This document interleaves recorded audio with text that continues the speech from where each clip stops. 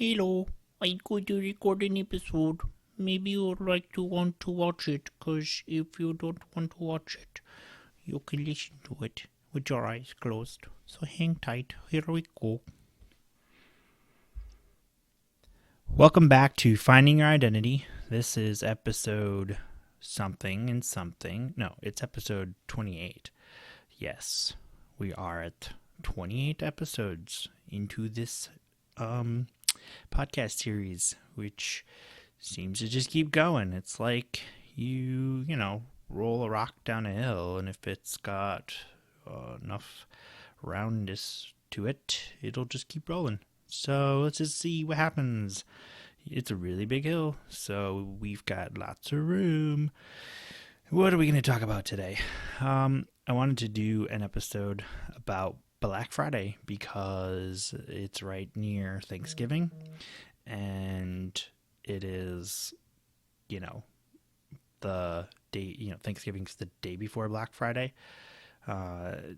There's stuff to be covered here, specifically some history behind it, and, some of the recent things that are kind of frustrating about it in recent years, and also some tips on how to search out and find the best Black Friday deals, and a good way to plan your shopping around Black Friday, and also whether or not you should wait for things on Cyber Monday. So I figured this was an appropriate episode. It seems apt because Black Friday is just 2 days away, and I think there's some value in an understanding not so much the history of it, but more the aspect of shopping and looking for deals, because sometimes this is the best time of year to plan and score whatever you plan on wanting or needing for the remainder of the year until next Black Friday. So that's what this episode will be about. Hang tight. Okay, so we can dig into this topic about Black Friday.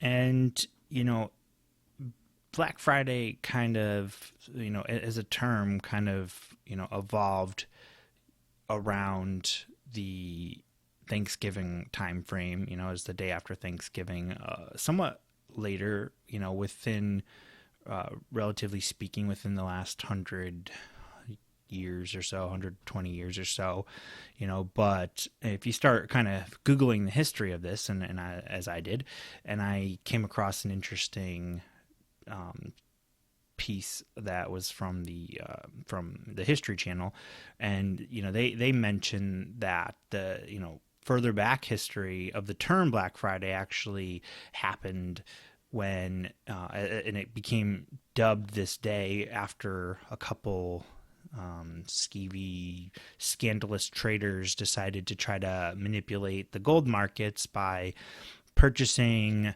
a bunch of gold and trying to, cause an effect on supply and demand, and purchasing a bunch of gold in order to reduce the supply, while also giving the illusion that there was a bunch of buyers so that it would create more demand, and then they could, essentially buy a bunch at a low price and then hope it spikes up and then sell it off and, make money off that arbitrage. And by doing this, they, kind of caused this little bit of a panic in it, and a buying frenzy, but then it was uncovered that they were doing this scheme, and it caused the price to, and inadvertently actually like spike down. It did the opposite, even though they went and purchased a whole bunch of it, and it should have been, creating that effect to increase the value of it, and it ended up causing it to drop and crash and essentially bankrupt a whole bunch of Wall Streeters. And, it was on a Friday, and they dubbed it a Black Friday.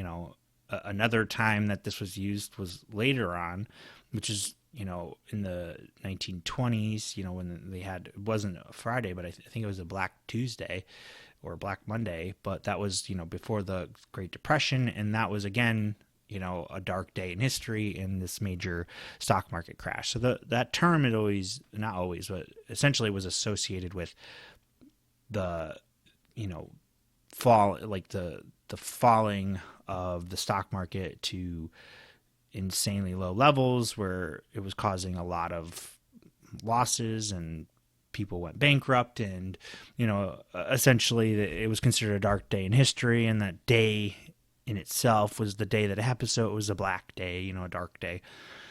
So that being said, that term had always kind of fallen with this negative connotation, right? And then there was also the story that you'll hear more commonly is that retailers essentially were considered reaching a point in the year, in the whole, like starting January up until November, going into the Christmas season, this Black Friday being the official start of for retailers of the Christmas selling season, shopping season.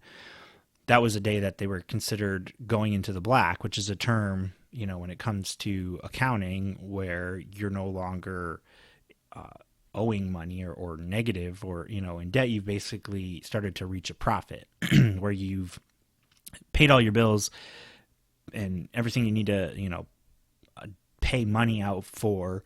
And then, that on a balance sheet all equals out to, some even point, right, where you're balanced. And then from that point on, it goes up because, everything from that point on is profit, right? So that's when you are considered going and getting into the black, and, you're no longer operating at a loss in the red, as they say. So, that's a story that was kind of told, but a little less truth to it. I mean, it was kind of true for some smaller companies, but essentially the big companies, they were operating at whatever they were operating at through the year. They kind of needed to be profitable throughout the year. Otherwise it was hard, because if you put all of your hopes and dreams in a good Christmas season and it fails, then you're kind of going out of business. You're not going to be able to survive much longer. So it's not so much big truth to it, but it is, kind of rumored to be one of the starting points, or where the term kind of arose, is when they were going into the black. But retailers kind of looked at that as kind of another negative connotation, because it was kind of sad to think that they went the entire year before making any money until the day after Thanksgiving, when they started, having the sales spike, but again, this is again back, early 1900s.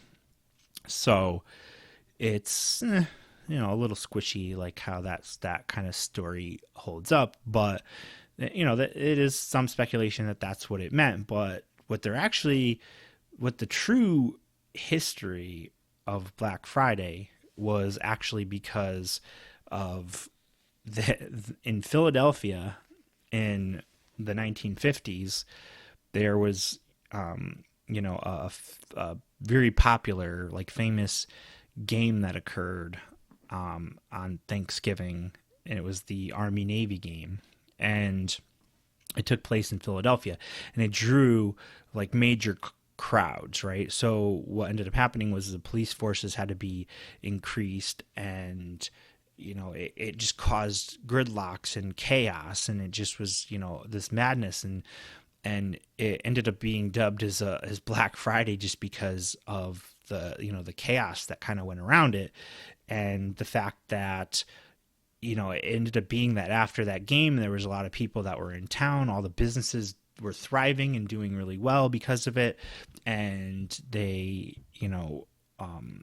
had ended up being a good shopping time for retailers in that city, and that kind of held up and kind of it's kind of spread, it kind of stuck as a term in Philadelphia, and the merchants actually didn't want like didn't like the term. The term kind of, again, it had this negative connotation because, there was actually like shoplifting and looting, and you had to worry about extra crime. I mean, that's why they had to have extra police involved, and it was just kind of not the brightest spot for retailers. So they actually tried to change the name at one point.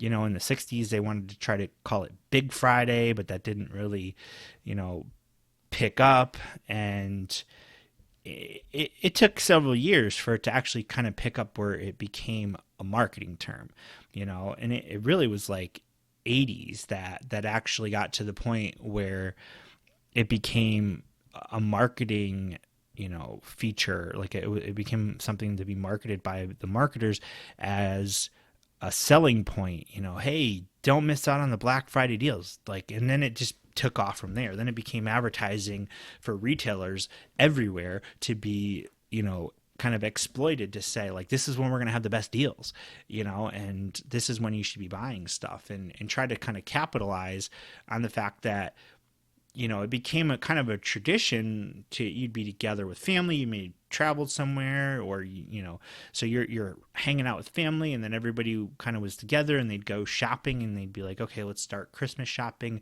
And then it just became, and it kind of just blew up from there. And year after year, it just kind of seemed to get a little bit worse, like where a little bit bigger, you'd know, okay, well, Black Friday is here, right? So that's when you basically toss out the Thanksgiving decorations and you put up your Christmas decorations.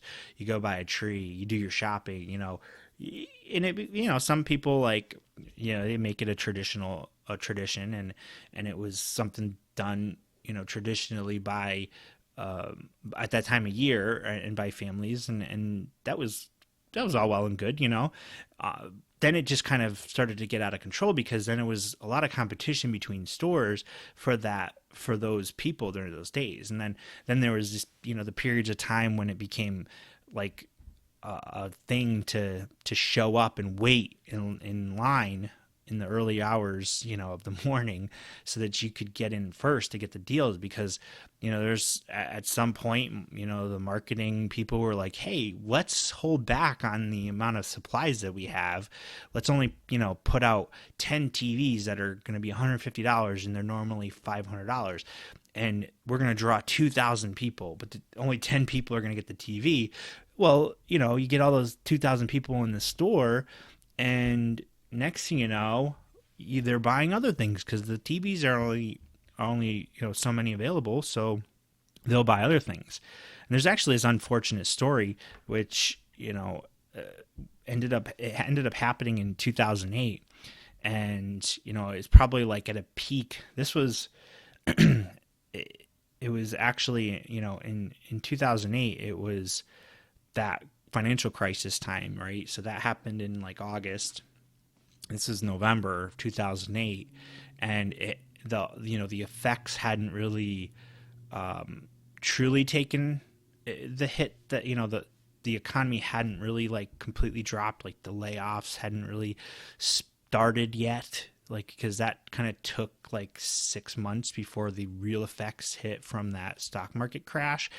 But you had a lot of people who were thinking, oh, we were being told this is going to be really bad. So you have to imagine when you start talking about like highly discounted deals, people are going to, be thinking, oh, I need to spend less money for Christmas this year because of this, recession or depression that was going to happen. So it made Black Friday even more important to people to actually, get in there and see like what deals they can get and then pick up these deals.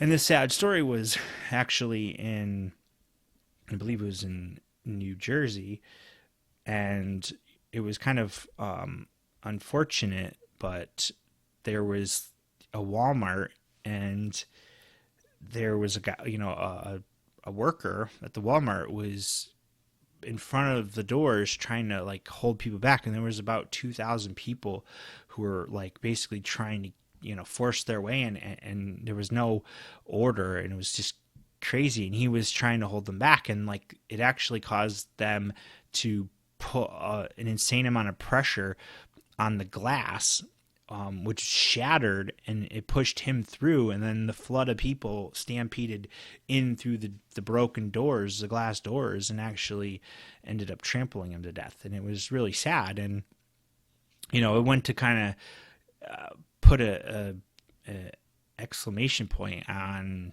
kind of the dangers of the day, versus, well, it was like, oh, it's kind of a pain because you gotta get up early, and you gotta fight with these crowds, and then there's tons of other stories about fights breaking out. And when you had like the Tickle Me Elmo craze, which was just nuts, like that was like moms like fist fighting in the aisles, and just all types of pandemonium, it seemed like, was happening on Black Friday. And that was just kind of a crazy thing to have happen, just because of the fact that people were in a way acting really selfish, but not really being conscious of the fact that somebody could get hurt. It wasn't like on the top of mind that you got to be careful, because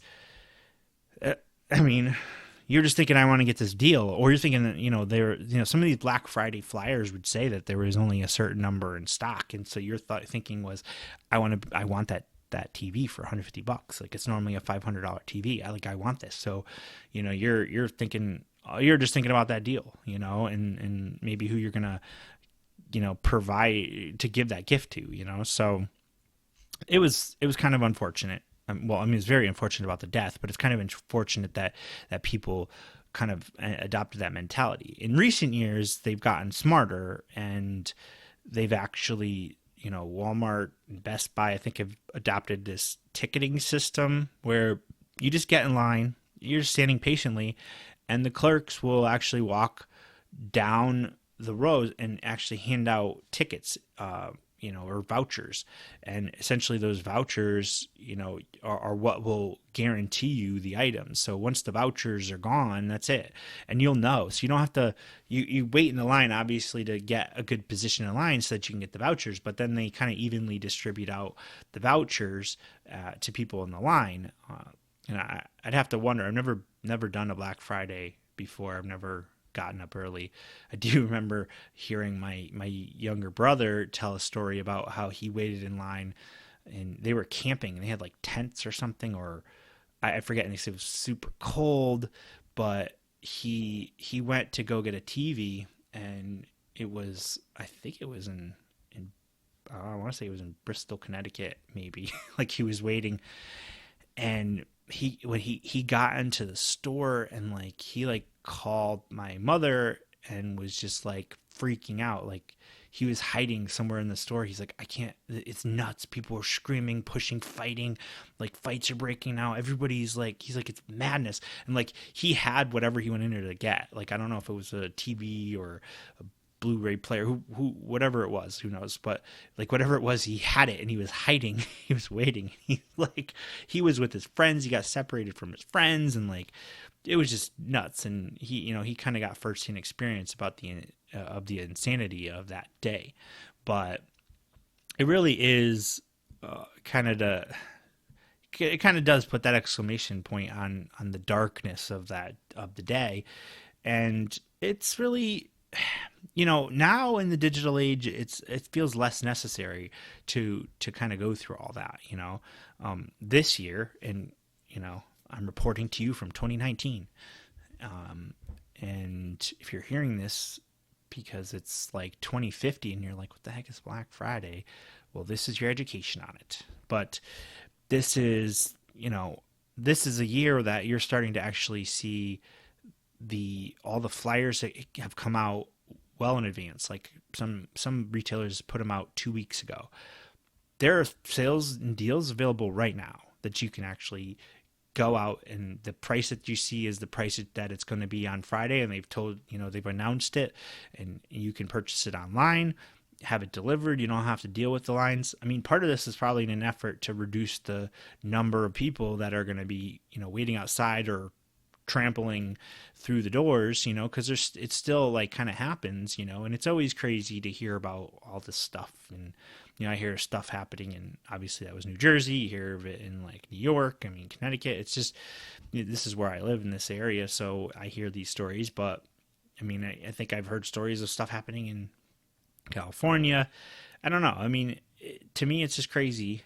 I haven't found a reason to try to have to wake up early and go deal with this, because I've really gotten to a point where I feel like it's just not worth it, and I feel like I try to be savvy enough from that standpoint of being a savvy shopper. Like, I try to be savvy enough throughout the whole year that I'm just constantly watching deals and leveraging tools like the Honey extension that helps you get coupon codes, or slickdeals.net, which will alert you to lower prices and deals. And even Honey gives you a matrix tape, or a table view of the price changes on Amazon. And so, starting to leverage these tools is kind of helpful, and kind of leads to you being a smarter shopper, so that's actually the next section I'm going to talk about is kind of how to find the deals. So I'd say the first thing I'd say in terms of recommendations about shopping is don't look at Black Friday as the only day that you're going to get a deal, because, it's been so overhyped, and it's gotten to the point where everybody just automatically assumes that they're going to get a deal on Black Friday, and it's going to be the best, shopping day for deals.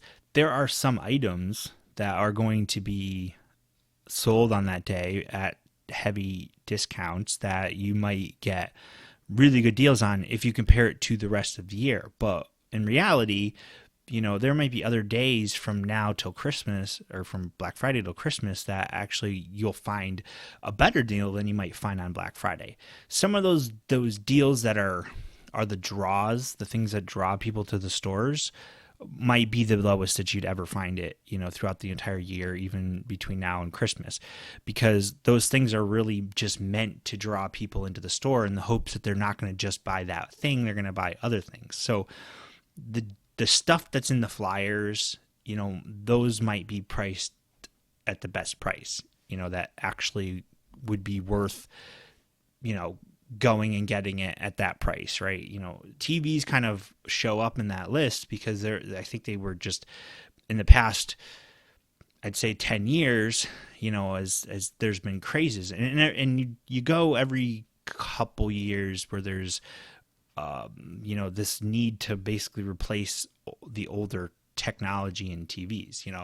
Like, if everybody, the year that everybody kind of just switched to flat screen TVs, and we're getting plasmas or LCDs, there was that Christmas when it was just insane sales for TVs, because everybody was basically making the conversion, and then prices of TVs had gotten to the lowest levels they had ever been, and low enough levels to actually entice people to go and buy them, buy the TVs, because that everybody had been kind of waiting for the right price point. It's like there's a certain point where you've got early adopters, people who are basically willing to pay the high prices because they want to have it first, right? But then you want to get the mass of people, that the rest of the masses to purchase something. They essentially are waiting for a certain price point that they feel is comfortable, right? Like, it feels like with TVs, it's around $500, 300, maybe to between 300 and 700 is that sweet spot, depending on the size. You might be like, oh, 32 inch, I'm not going to pay more than $300. In fact, I only want to pay $200, but like a 65 inch, you might be like $500. Seems like a good price. I know I'm going to get a little bit better of a TV if I pay $750, even some people were like, oh, $1,000 when I know this TV normally sells for $2,500 is a good deal. But, I think generally speaking, like, right now in 2019, some of the deals I've seen is you can get a 65-inch TV that's 4K and it's UHD, and it's, I think, $4.99 at Walmart, and it's I think a Vizio or Best Buy. It's one of those two stores. And so, right now you could get one of those 65-inch TVs, which is going to be the upgrade basically, because most of I think the last wave brought people into the 1080 craze or whatever. Then there was this awkward year where 3D TVs were trying to be pushed, but nobody really wanted to get motion sickness and throw up watching TV, so they didn't buy. Not a lot of people bought 3D TVs, or not as many people as retailers would have hoped. But I kind of feel like that's just kind of trying to overhype something that some people didn't really need. The big reason why people jumped on the 1080 wagon was because the TV broadcasts actually were starting to be pushed out. It was like pushed out in digital. It was immediately going to be pushed out in a high quality, right? So the broadcasts were coming out in that 1080 quality. So everyone's like, well, I need to get the TVs to kind of catch up. I want to see the creases on people's faces, and whatever. And the nature channels, like I want to see every line of the hairs on the back of a centipede, but that was kind of enough to get people by. Like, so, after that kind of year that everyone bought TVs, and then it was like, well, I'm not, I don't care about TVs, this year. And I think every year kind of has different. I mean, every year TVs, ever since the flat screen craze, I feel like every year TVs are highlighted. I actually saw a Business Insider article, or maybe it was Tech Insider, which is a part of Business Insider, that actually said that, you should wait until the last 2 weeks of December to buy TVs. But I don't know that you're going to necessarily save that much on it. It just kind of was his suggestion. Like, don't just buy something on Black Friday because it's Black Friday. You also have Cyber Monday, which to me, I think is just that. To me, is a total like scam. And I mean, I say scam just because I don't, I'm not holding back on it. It's kind of tongue in cheek because, honestly, there's nothing stopping you from buying something online on Friday, but they tried to be like Cyber Monday, and mainly they said Cyber Monday because everybody goes back to work on that Monday after Thanksgiving and buys stuff online. Like, oh, okay, so people aren't working, they're just shopping all day on Monday. Maybe that's the case. I definitely check out the deals, and I never really find anything that's really worth getting on a Cyber Monday. I think I bought a printer, maybe. Like, that might have been the one thing that felt like it was worth it to buy because, I needed a printer and it was a decent deal. Actually, I do remember I got an HP printer. It was $20 and I was like, this is great. And then you get it home and then you're like, it's $25 for the black ink for this, and $25 for the color ink, and you can print 10 pages and then you got to go back and buy more. Oh, this is no longer a deal. This is garbage, so that was, I guess I paid the stupid tax there, but I quickly kind of learned a lesson. I wouldn't buy HP anymore. I now like Epson. Even Epson's you can get expensive until you realize you can buy remanufactured ink, and remanufactured ink is way cheaper and has way more liquid to it, or pages per cartridge or whatever. So, there's my little rant for the day about printers. You freaking buy a printer for cheap, but you're really not getting anything. And honestly, if you really want to go, the best route is you need to get the fountain or reservoir. Sorry, not fountain. The reservoir route. If you get Epsons that can handle reservoirs, you basically have these inkwell tanks that hook into the printer, and you just fill these tanks, and they will print way, way, way, way more per replacement of the ink. And actually, the other thing is if you only need to print in black and white, get a inkjet printer, because they're not that expensive, and they will print like 2,600 pages on a drum, versus the regular size black ink cartridge in the Epson that I have, you can get maybe 150 pages out of it, which is just ridiculous. And 70 pages if you forget to put it in a lower quality print, option. Like if you don't choose to do fastest printing and you choose highest quality, you're only going to get like 70 pages out of that cartridge, which is just ridiculous. And then I found out about some remanufactured ink that went in there, and it was like $20 for all the ink. There were 2 XL cartridges and then the 3 colors that you need, the cyan, magenta, and what's the other one? Red, orange, whatever it is. There's yellow. That's right. Cyan, magenta, and yellow.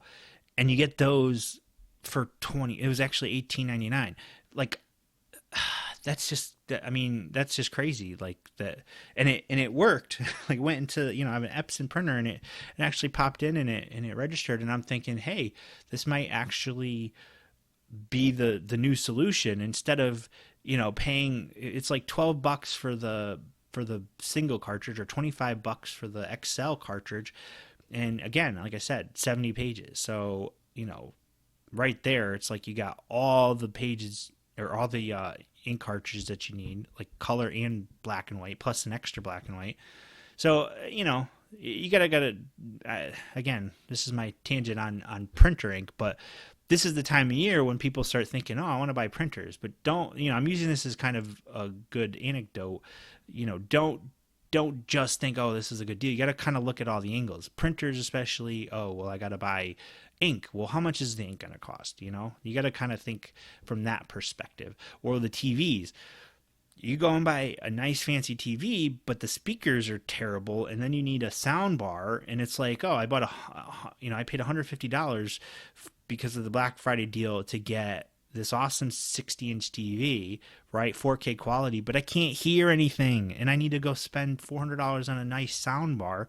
Well, you just lost there, So you got to think of all the aspects of the purchase, and be savvy.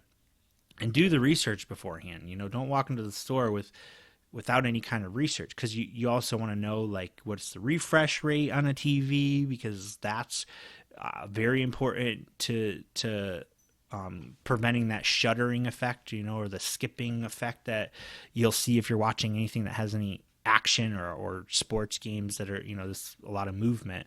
So there's a lot of things you just got to pay attention to. You got to think through whether or not this is actually a deal or not.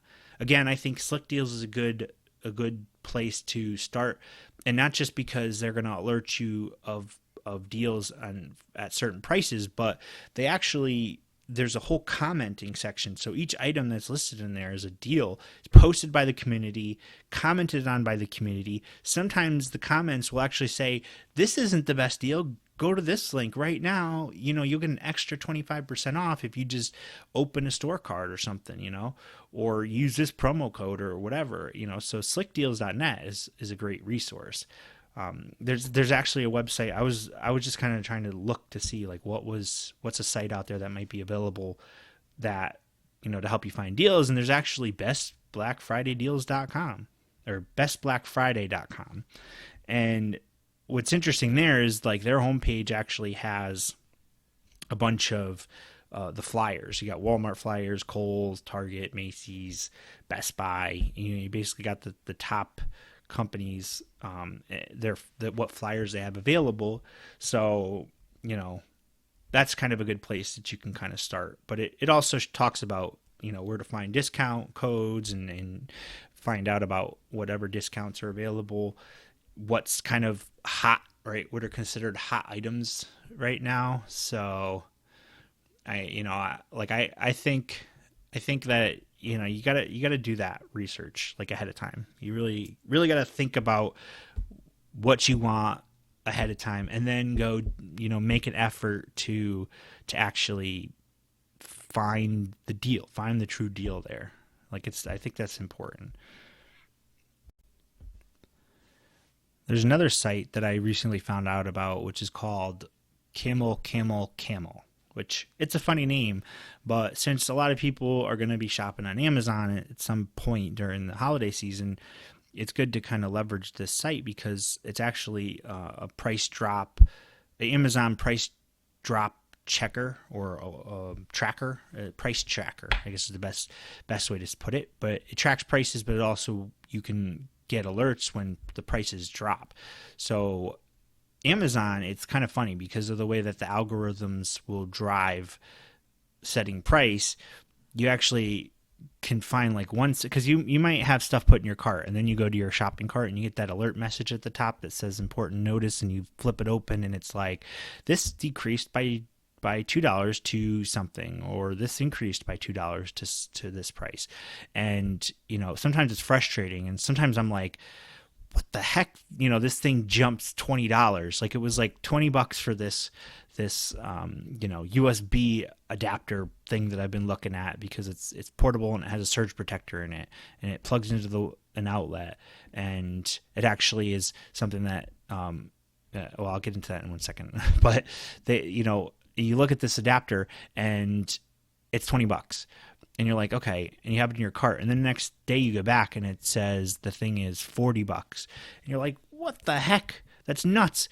But then if you use an app like Honey will actually chart out what that price tracking looks, and Camel seems to do the same thing. Honey, incidentally, just got purchased by PayPal, so it'll be interesting to see how that company evolves from after that purchase. But whatever the app is that you use, being able to track the price changes is useful. Honey will actually tell you, generally speaking, you can look back over the course of years when the lowest prices usually will happen and when the higher prices are. So you'll know, like, oh, well, if I just wait till January, every year in January, this item drops down to its lowest price. So, maybe it's not worth buying during Christmas time, and I mentioned that Business Insider article mentioned that TVs are better to be purchased during the last 2 weeks of December. Incidentally, they say winter coats are better to be purchased in January because, and the first reason with the TVs is because the stores are actually making room for the new models, right, that they're going to be selling. So that's why the TVs drop in price. Winter coats, it's actually trying to, remove inventory, because they a store like a Burlington Coat Factory or something like that, or now it's just called Burlington, they may have gotten a ton of coats for the Christmas season and then just didn't sell all of them. So in January, it becomes liquidation to just clear out the inventory. That could be said for other products, but, mainly, like, it seems to be winter coats is at the top of that list. So if you want a winter coat, you wait till January to purchase it.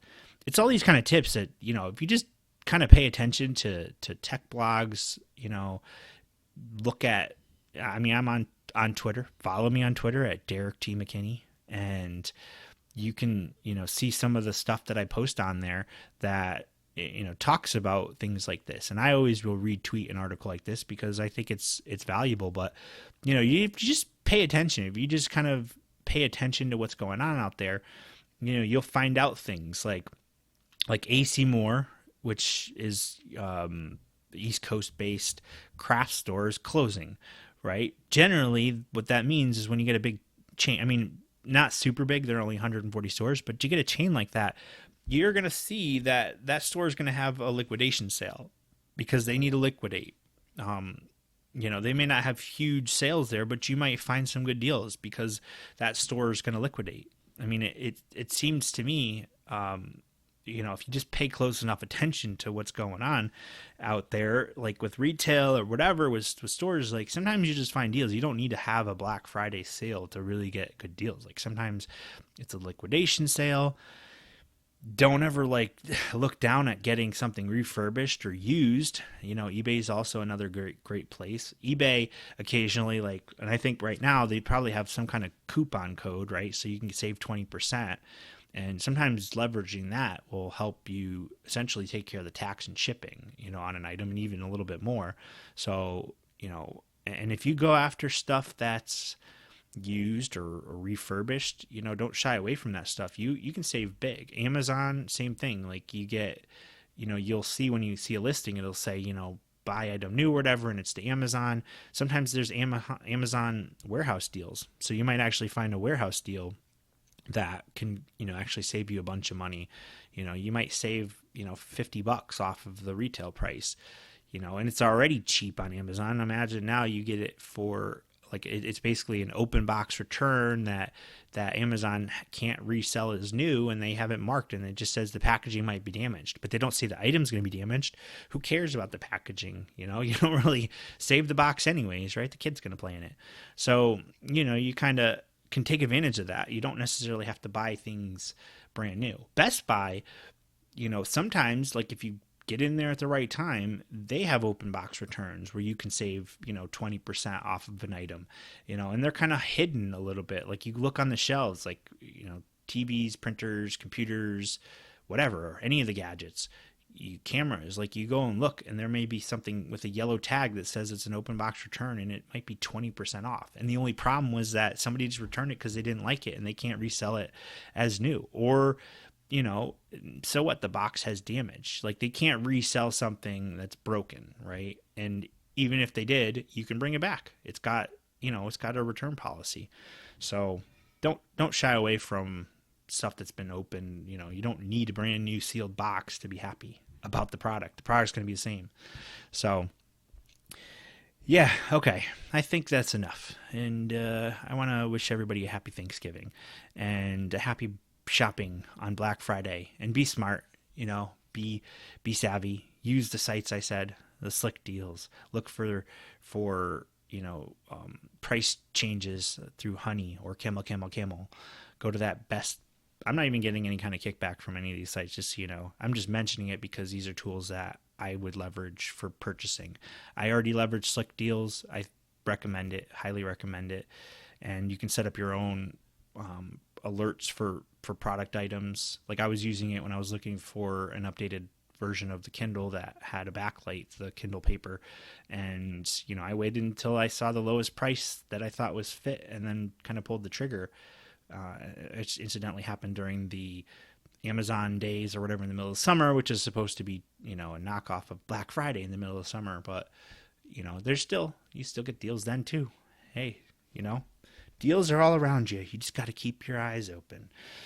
Keep your ear to the ground. Follow Derek T. McKinney on Twitter, and I will help guide you to the deals. I used to help people buy products. Like, someone would come to me like, hey, I'm looking for a TV. Well, my uncle. And I'd be like, all right, let me do some digging. And I'd go check out all my sources. And, sometimes I'd find something that was like 20%. You'd save 20%, 15%. Hey, saving is saving. I'm a deal hunter.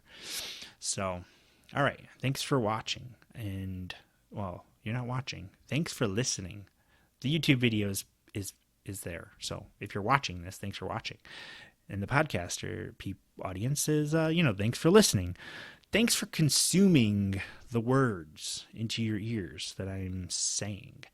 And again, have happy Thanksgiving and a safe Black Friday. And until next time, this is Finding Your Identity.